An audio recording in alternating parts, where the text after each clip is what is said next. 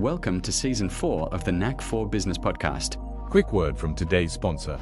You know that moment when something complicated finally clicks? That's what Fred Crouch does with real estate. His podcast, Property Wizard, from Gentry Learning, makes property wealth feel less like a mystery and more like a plan. Links in the show notes. Question of the audience. Why are you working so hard but still missing real profit and time freedom? Our guest will break down how small business owners uncover the hidden profit already inside their business, using the 80-20 principle to cut noise and redesign their business around clarity, leadership, and life-first growth, not hustle. Our guest today is Mosongo Moukwa. He's the best-selling author, entrepreneur, and trusted advisor to small business owners who want more profit, clarity, and control over their time. Drawing on an experience working with Fortune 500 companies and building his own ventures, Mosongo helps owners uncover the hidden profit already inside their businesses and step into the confident, values-driven leadership. His work and insights have been featured in Forbes, International Business Times, and the Chicago Tribune. Known for blending strategy with real-world honesty, Mosongo believes that the best business breakthroughs happen outside the boardroom, which is why he hosts intimate virtual wine conversations with small business owners, creating relaxed, meaningful discussions around blind spots, challenges, and opportunities. These conversations are shaping a curated mastermind for owners who want a business that doesn't just grow, but truly supports the life they want to live. Mosongo, welcome, sir. It's an absolute pleasure having you here today. Do you have a favorite or quote or saying you'd like to share with us? Yes, thank you. Thank you so much for having me on your show. Actually, I have a number of them, and the one that perhaps jumped on me is that complexity kills growth.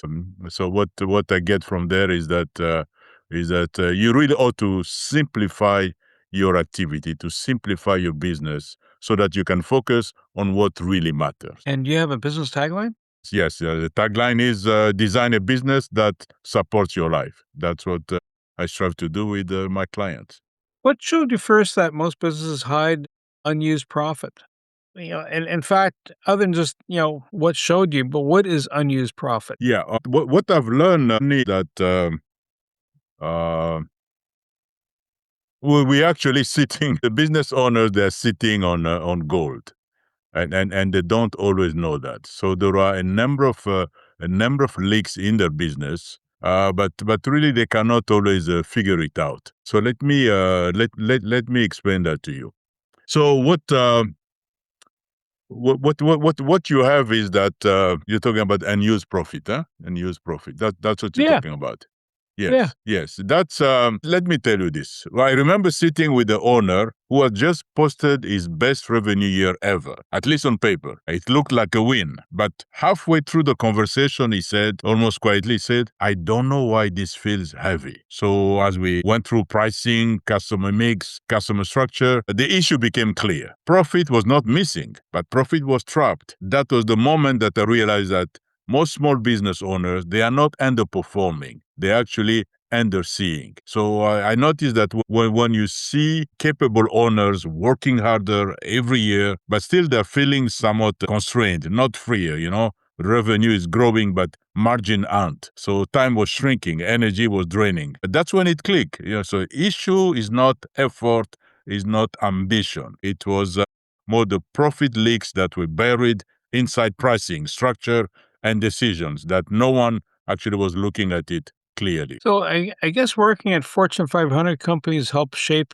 your knowledge base. And is it something that you learned in that space that you're now bringing out? Or is this something you had an epiphany? You worked in large corporations and now it's like I'm talking to small businesses and the light bulb came on about the unused profits that they're not realizing. Yeah, Bernie, this is a great question. I spent my career in Fortune 500, senior level, global organization, and I learned a great deal. So, but what happens in those big organizations? We debate a single pricing decision, and we'll debate it for weeks, not because we were slow, but because we understood leverage. So later, working with small business owners, I saw the opposite. Fast decision, heroic effort, but totally no design whatsoever. So that contrast taught me that that clarity actually beats hustle, no matter the size of the company. So in large organization, we learn to do intentional design. We learn that intentional design actually drives performance, pricing discipline, allocation of capital, clarity in decision. That was not optional. They were built in. So this is something that small business owners they could learn because they often rely on instinct and hustle instead. I realized that my role was really to translate big companies' clarity into owner scales decision without that bureaucracy. That's what I would say I learned from working with the Fortune 500 companies. It almost sounds like what you've just described, and having worked in corporate myself, is you have a budget. And so, like, how much money you expect. And if you're running a new program, you do a business model. Like, what's it take to get there? What are your expected returns? How soon have you recouped your expenses, your capital expenses? So is it a matter of, because when you're acting fast, it's almost like if you're playing hockey, you're the goalie, you're gonna block the puck coming at you. But to lead up to that point, it sounds like you have to have a framework built around having your defense and I mean, I'm using a sports analogy, but from a business side, it's like got an idea, but now you gotta flesh out the rest of the details. Would that be fair enough to say? Yeah. I mean, a big organization, obviously, you have their own bureaucracy, but one thing that is clear, maybe because they have the resources, is that quite often they take the time to define that clarity. And it's not like because you want to move fast that you should do it at the expense of clarity. In fact, I tend to think that if you have that clarity and you could move fast, actually you have the ability of creating momentum very quickly. So that's what I would say. You're right on point. That was a very great question, actually. Yes. So when you're working with a small business, and obviously sometimes they won't have the large team. They might not have the fractional or the CFO, fractional CFO, CMO, marketing officer, and all those components. If someone says, "Listen, I make widgets, so now I want to make a blue widget," and it might appeal to this market space. So, is there some way you can create a simulation to show results somewhat, to give you Yeah. kind of a prediction? Yeah, well, I mean, I encourage all the small business owners. If you have an idea of a new product, try to move quickly into what I would call a pilot, something that you can show people so that they can feel it. You can get the earlier feedback, because you want to make sure that that product and market fit is actually there. That whatever you're developing is providing value. So the sooner you can get that feedback, the better off you will be. So that part there is extremely important, because then you go get the feedback, you come, you improve it, add some features. Perhaps you can learn some features actually they're not required, but you may also learn that some features maybe missing, or perhaps some of them who are there actually are the one providing value. So you go through this on, back, until now you say, yes, I have something here. So that experimentation, quote unquote, part is extremely important if you're coming with the new ideas, be it a product, be it a service, and so on. That's why sometimes people would see that, oh, we have this beta project. We are running it as a beta. We're not going to charge you much, but actually it is for the purpose of getting feedback to then allow the company to refine it. One of the things I've found, and again, I'm kind of looking back on my past corporate career. Sometimes you had a product, and the product all of a sudden is underperforming. The demand has waned for whatever reason, and not that the service you provide is wrong. How often do you revisit, like when you go, okay, I've got a product, I made something special, I've got it up and running, I've got some good traction, revenue's coming in, but all of a sudden you notice the numbers are getting soft. How do you rework it so that change up the offering and make sure you're on track? Yes. That is, I think we ought to be reviewing our portfolio regularly. So just think of the 80-20 rule. 20% of the things are contributing to 80% of your revenue. So what are your top customers and what are your top products. So those top products, they could have been top at a particular time, but they may not last there forever. So you need to review that all the time. So if they are no longer being valued with the customer, then you need to understand why. Perhaps their desires have changed. Demographic could have changed. Maybe it was good back then when those guys, they were younger. Now they're getting old. They don't need that anymore. So in that case, it could be either the product, or you need now to look for another segment that that particular product could provide value. So you ought to be doing that with some frequency. Frequency. Actually, your customers are the ones really going to give you feedback. So you are serving donuts, and then you realize actually your customer are buying muffins instead. When your survey supposedly told you that donuts is the great things and so on. So it's really what the customer behavior is going to tell you. That's really what it is. The same for price, huh? So price is only, I like to say, price is only a hypothesis. So your data, your buying data is the one really going to dictate whether that price makes sense or not. So evaluation has to be a continual. That's really what I would say to that one. Yes, you're absolutely right. So are there things that we do in business that, we feel, oh, that's really good. We're getting somewhere, but it's actually not, it's a drain on the real revenue. Have you identified anything that we do typically that, you should knock that off. You're not gaining ground. Yeah, absolutely. Let me tell you this story. You see, I was talking to you about this 80-20 principle. One of my biggest 80-20 breakthrough came from pricing. So for years, I was working, in the chemical industry. So we hesitated to raise price on one of our top selling products. We kept telling ourselves, the market is too competitive. Customer won't pay more. So we kept the price steady, even though raw material costs were rising. So then one day I finally looked at the data, and it turned out that our top 20 customers, those who really truly value our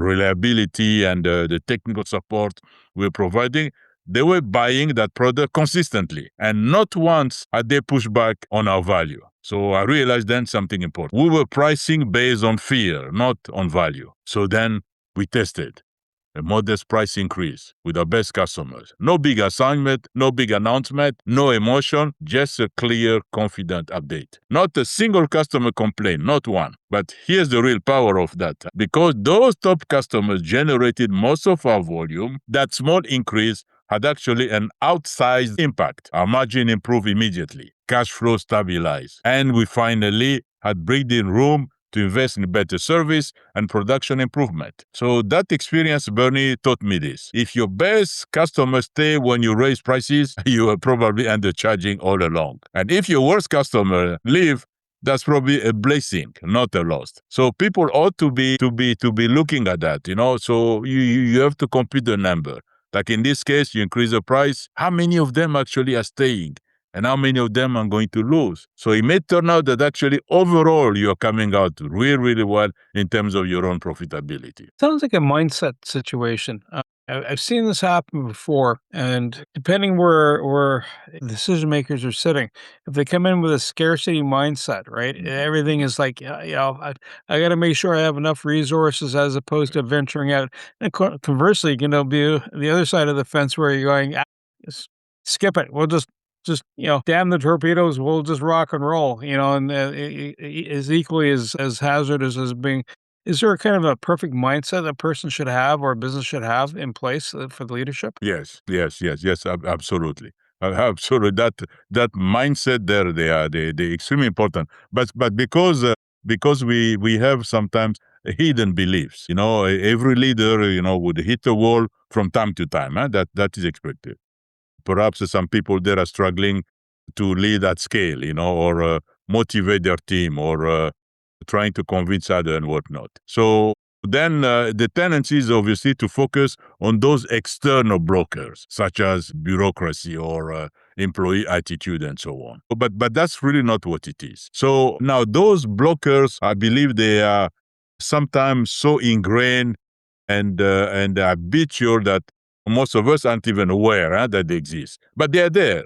and quietly shaping every aspect of how we think, how we feel, And for example, some of the common misconception that I came across is if I grow, I'll lose control. Another one, people like me don't build wealth. Or, well, I must do everything by myself. Or if I lose, I'm going to lose what matters. So those are limiting beliefs.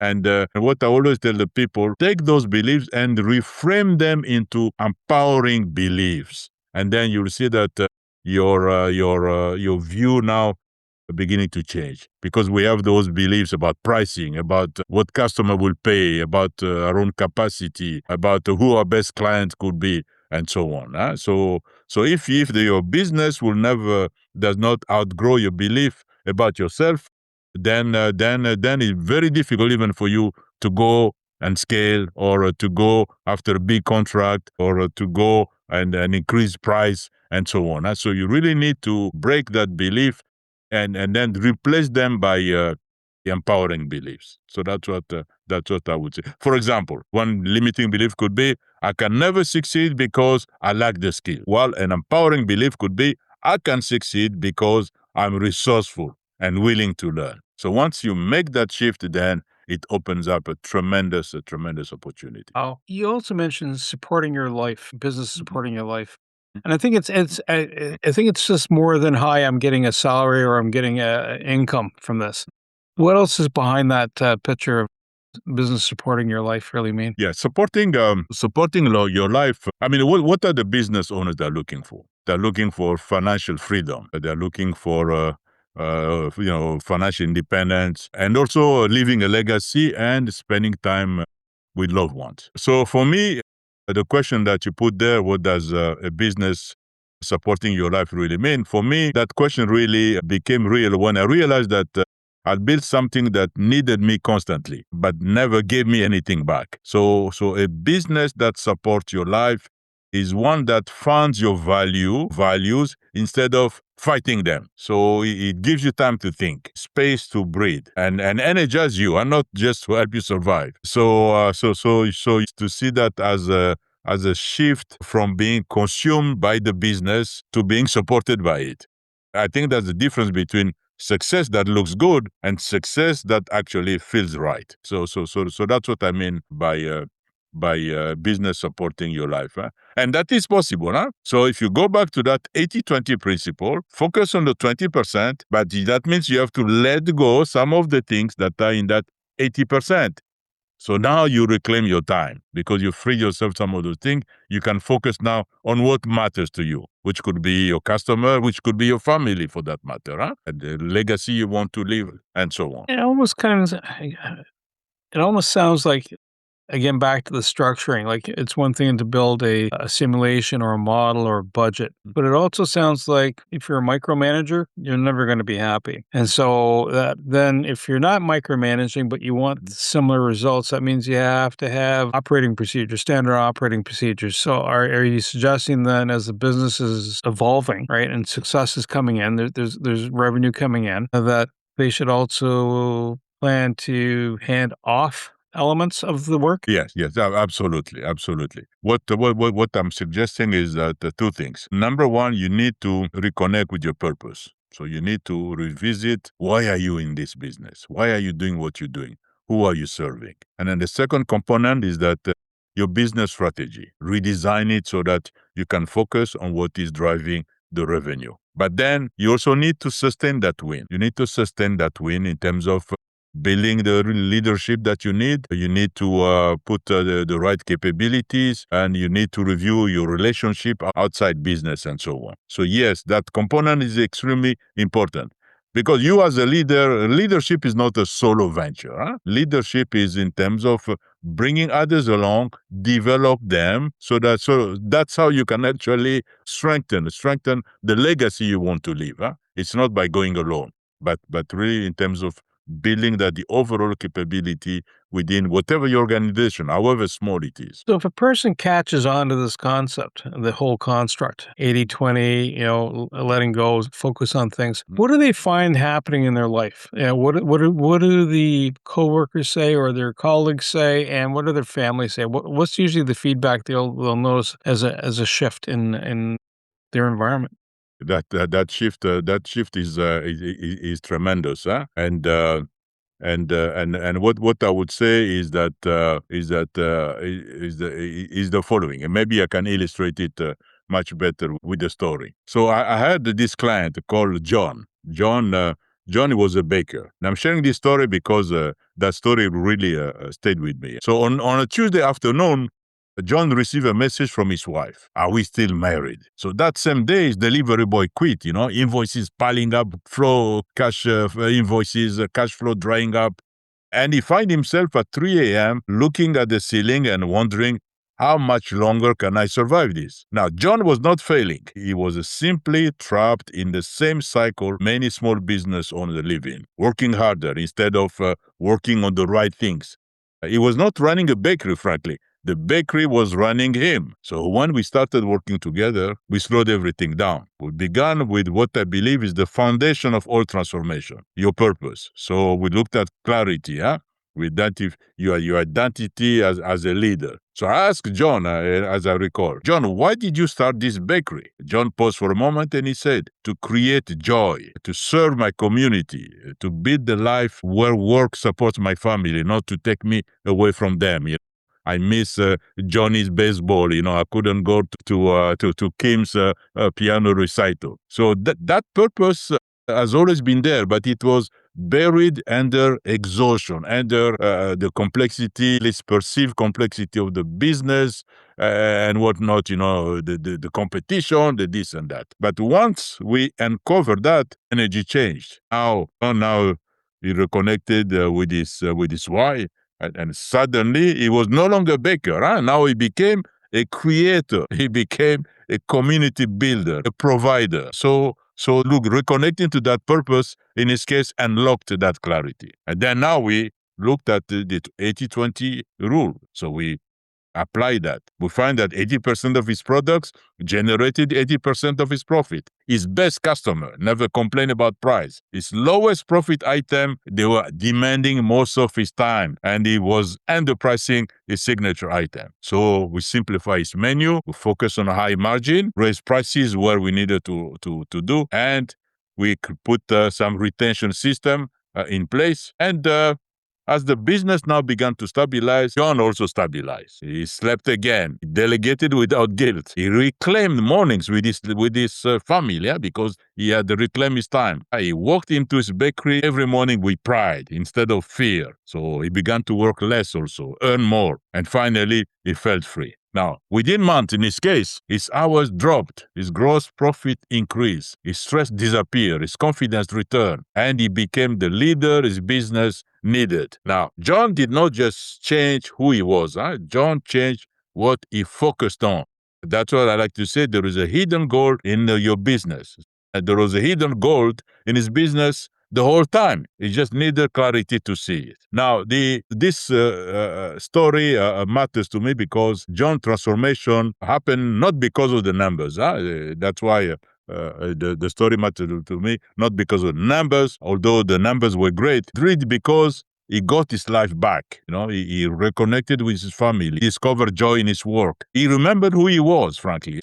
That's actually why I do this, because I believe when a business owners transform, family transforms, community transforms, and a legacy transforms. So business breakthrough, actually, they are life breakthrough, as far as I'm concerned. So that's what I hope that illustration could give a sense to your audience about what I mean, and the types of work that I do with people. Would it be fair to say then, subconsciously the person might recognize, they're spending too much time, and it's almost a slow spiral, but it's a downward spiral. They're not ascending; they're descending. Yes. You're absolutely right. It's like this boat drifting away from the shore. It happens very slowly.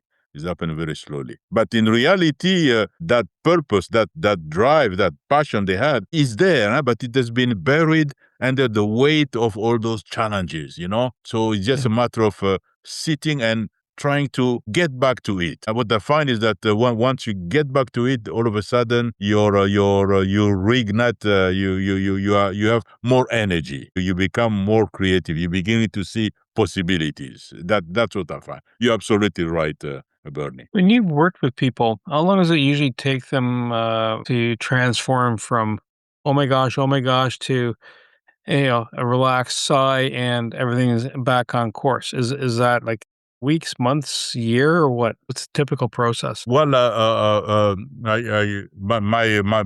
program when I work with people is 12-month transformation. I like calling it transformational partnership. So this is a personalized 12-month strategic partnership for capable business owners, and it's not a short-term coaching, because I find that to really see the transformation, you need to spend that time. It's not in 1 month we can do this. Although I have modules where if somebody just want to focus on position market dominance, they need my support. We can tailor that. Or if they want just to focus on costs, we can work with them. If they want to focus on strategic alliances, we can focus on that. I have 22 strategies. But really, what I hope to do here is that by the end of that year, number one, they would have reignited with their purpose and having clarity. So they will reconnect with their authentic why. Any inner friction would have been resolved. And then number two, will put in place strategy that will lead them to predictable revenue. So that's what it is. So that the business becomes more intentional and profitable. And then number three, that deals with the operational freedom and sustainable leadership. So that the owner can shift from being the center of everything to building system. So that's where we look. And then tangible financial impact. So they will unlock hidden profit. My clients, they have reported improvement in revenue ranging from 10 to 20% above what they have forecasted. And then finally is really to build a business that support their life. So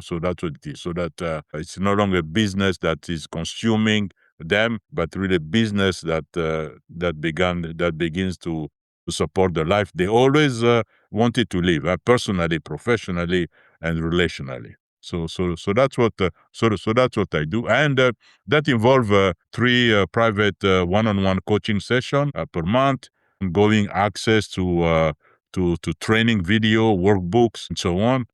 So they have their own client portal, clear accountability, and then we tell our strategy based on their business, but not just on templates. So that's what I do.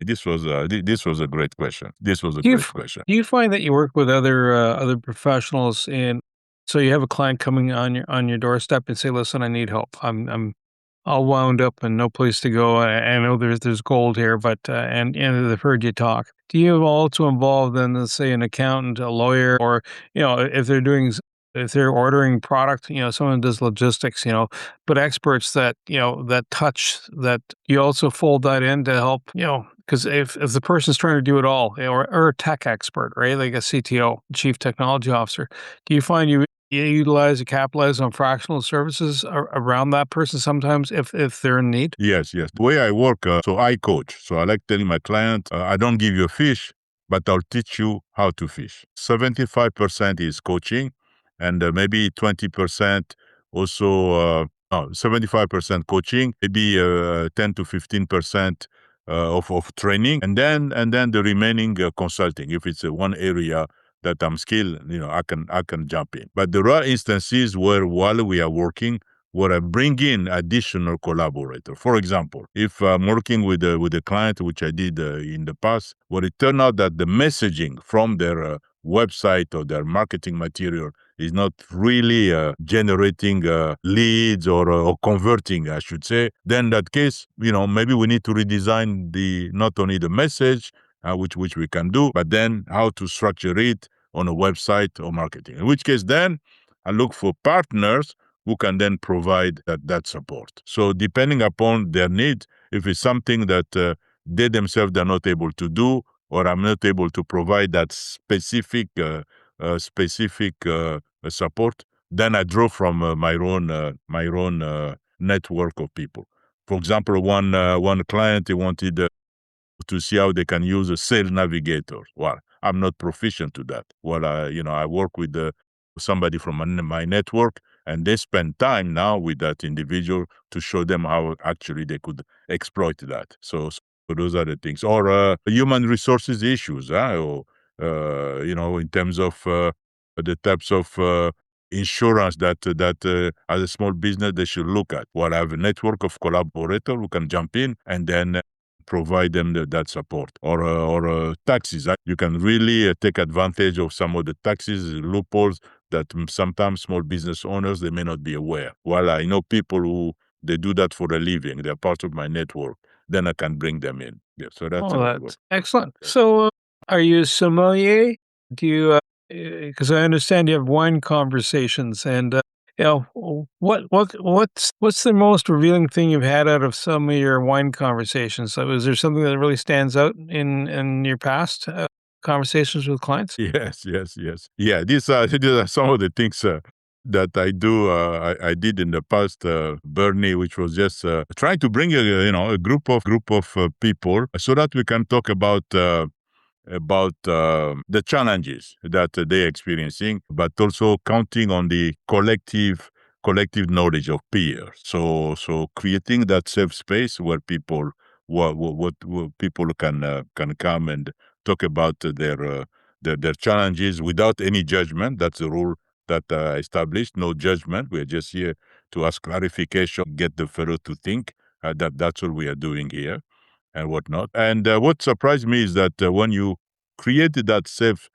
environment, really how quickly the armor comes off. People are, because initially people come very much guarded, talking numbers, market tactics, and so on and so on. But in that safe space, once we establish the rule and people understand what is the purpose here, then the real conversation emerges, and you'll hear, well, I don't know how long I can keep doing, things like this and so on. But what surprised me the most was not really the problems. It was more the relief people felt, realizing that they are not alone, that actually many of those challenges are common among the small business owners, but they did not have that interaction. So what I do is to provide that space where we have that interaction, in addition to the collective knowledge of the collective, the participants.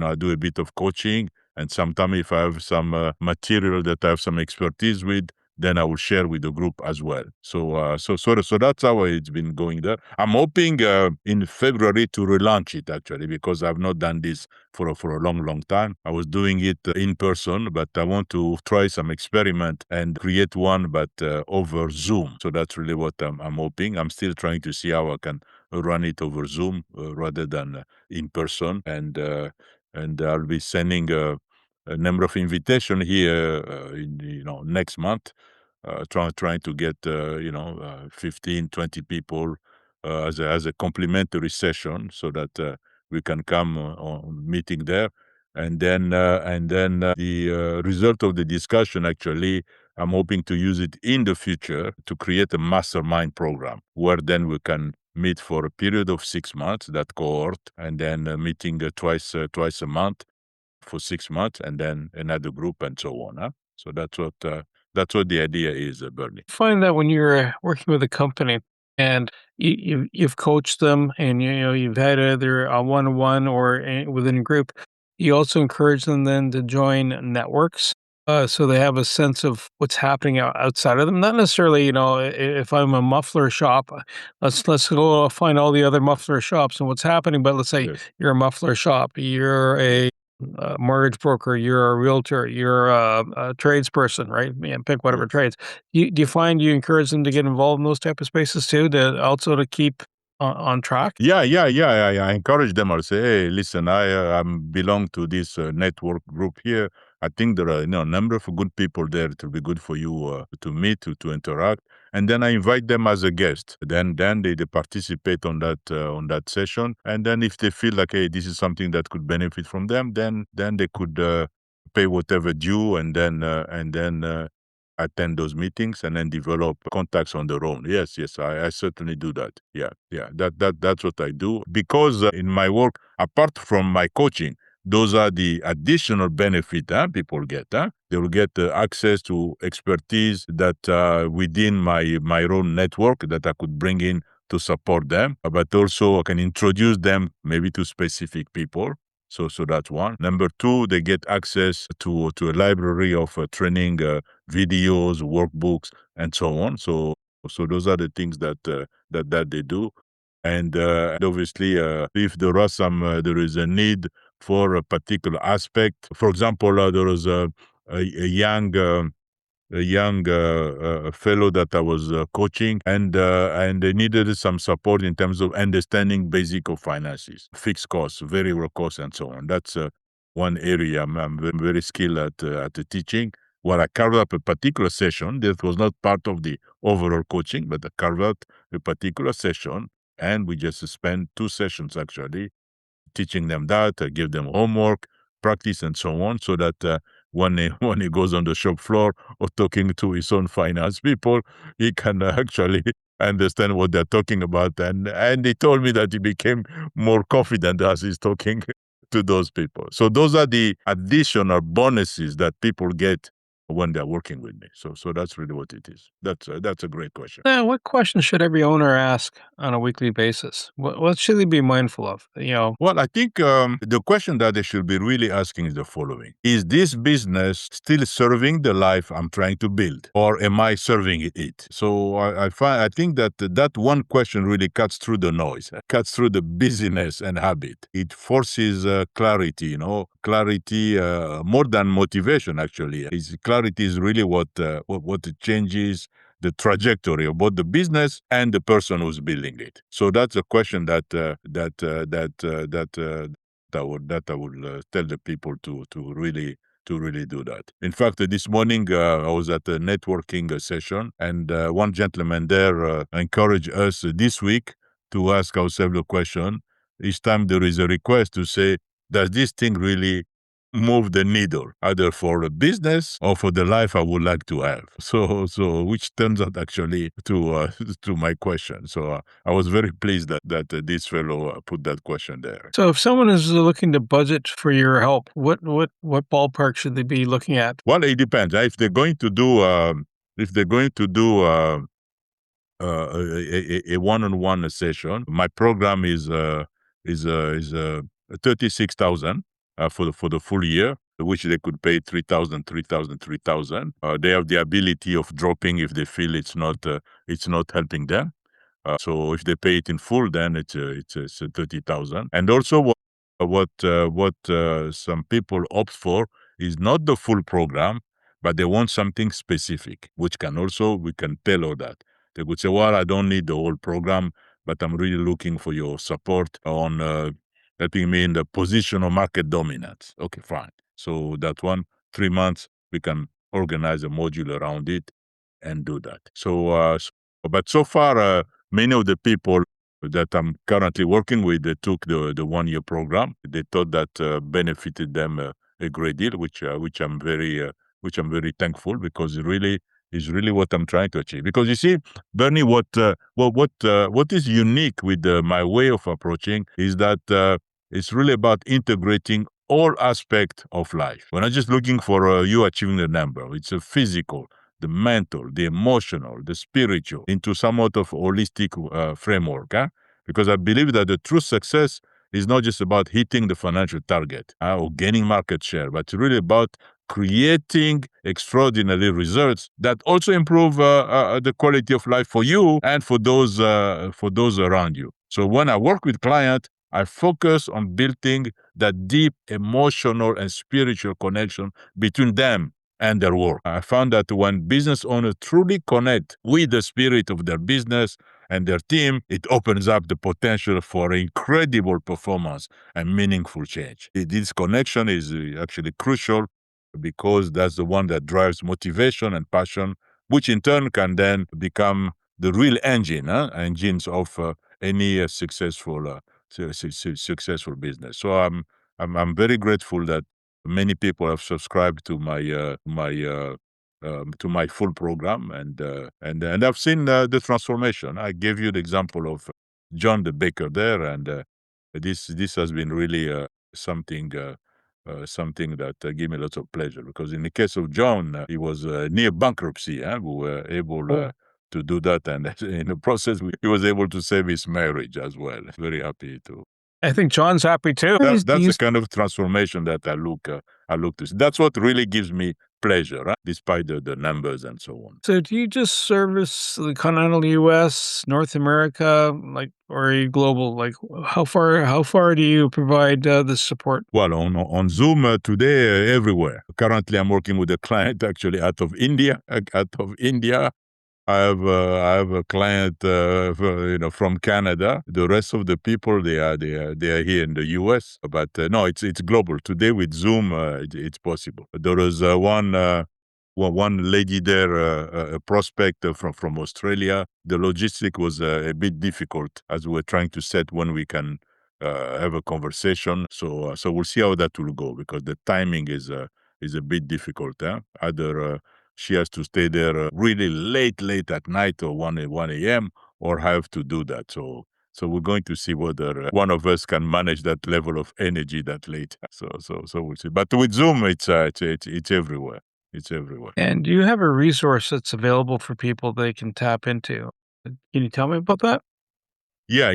There is one resource there, a small brochure, which is that will help them to see and understand those leaks that they may have in their business. So that's really it's a resource that I encourage your audience to look. It's complimentary. They can just download and look at that. And if they want to have a further conversation with me, I'd love to continue the conversation. And for your audience there, small business owners who have maybe five employees to 12 employees or so, will be interested in attending my complimentary wine chat over Zoom. We'll see how that will work. The wine will be on me, so this is complimentary to have that gathering of small business owners to discuss the challenges. If they can come, they can be in a hot seat and talk about what they're struggling with, and then I'll facilitate the conversation there. To be no judgment, so we'll create that safe and confidential space so that the people, they can feel safe to come there, talk about some of the things they're struggling with. How can folks reach you? Well, people can reach me over LinkedIn, Mosongo Moukwa on LinkedIn. So that's one way of reaching me there. So connect with me. You can also connect with me via my website, Mosongo Moukwa, all in one word, .coach. So that is really the best way to reach me there. But for your audience who are looking there, who will be interested in this complimentary wine conversation, by all means, reach out to me. Mention that you came to me via Bernie here, the K4B podcast, and I'd love for you to join us and see the spirit in which we're trying to create those conversations. Mosongo, I want to say thank you so much for sharing today. And there is a way to regain your life. If you enjoyed this show, this is awesome. After seeing many founders succeed on paper but struggle in real life, that's kind of a key thing that Mosongo helps address, right? It's not all about hustle. It's about clarity and enjoying your life and enjoying the things you want to do. Honest conversations, not a guilt trip, and it's your success. And then it all is well, and we can all prosper. Everything you heard today is for educational purposes only. It's not professional advice. Before you act on anything, talk to a certified expert in your area.